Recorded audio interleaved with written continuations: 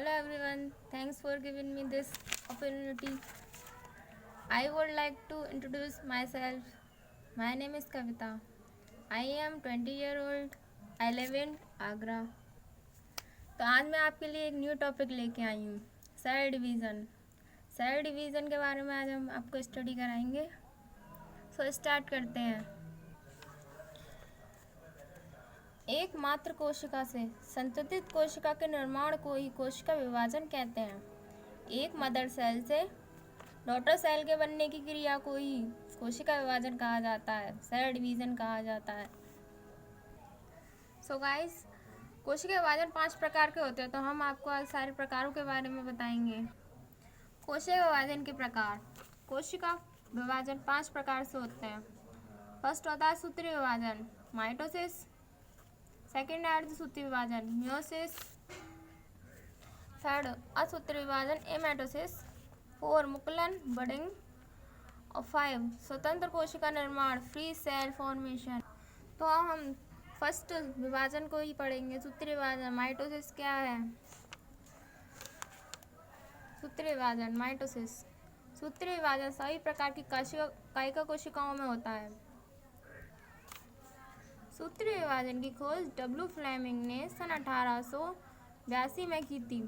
जो W Fleming थे उन्होंने सूत्रीय विभाजन की खोज की थी 1882 में। सो गाइस, सूत्रीय विभाजन को भी 2 भागों में बांटा गया है। पहला है कोशिका द्रव्य विभाजन, मतलब साइटोकाइनेसिस।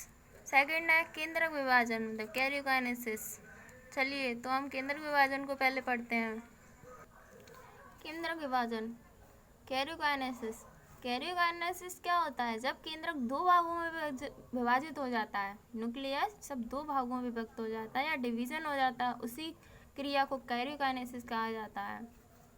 जैसे कि जब कैरियोकाइनेसिस 2 भागों में बांटा गया तो उसको क्या नाम से जाना जाएगा? 2 भागों में बांटा गया है, एक है इंटरफेस और दूसरा डिवीजन फेज और इंटरफेस गाइस।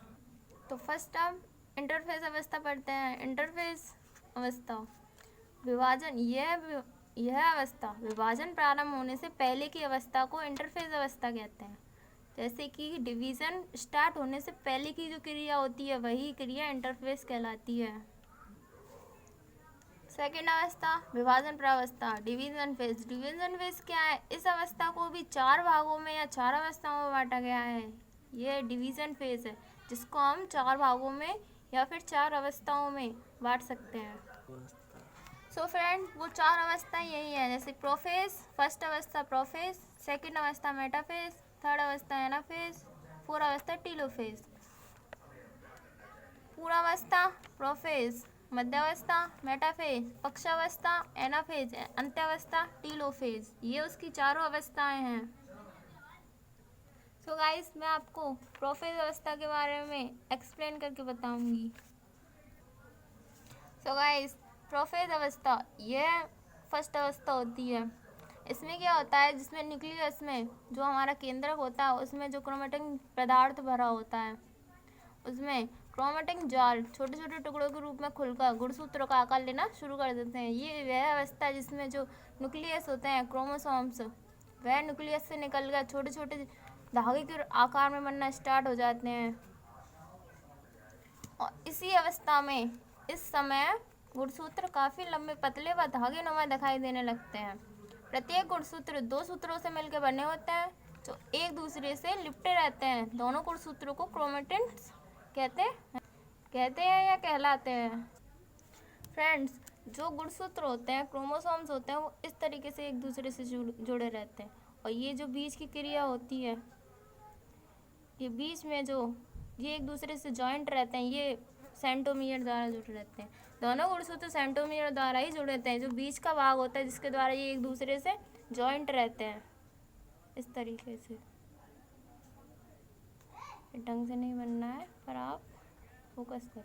इसको ही सेंट्रोमियर कहते हैं। ये सेंट्रोमियर द्वारा एक दूसरे से चिपके रहते हैं। धीरे धीरे केंद्रक कला टूटने लगती है।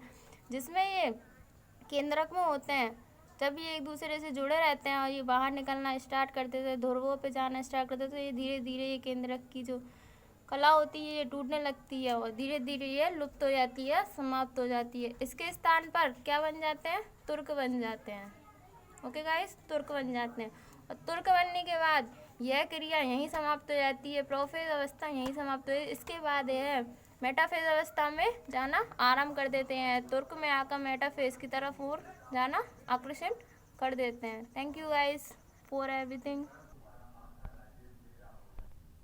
हेलो गाइस, मैं आशा करती हूँ आपको कुछ स्टडी ये हेल्प करेगी ये टॉपिक। Thank you for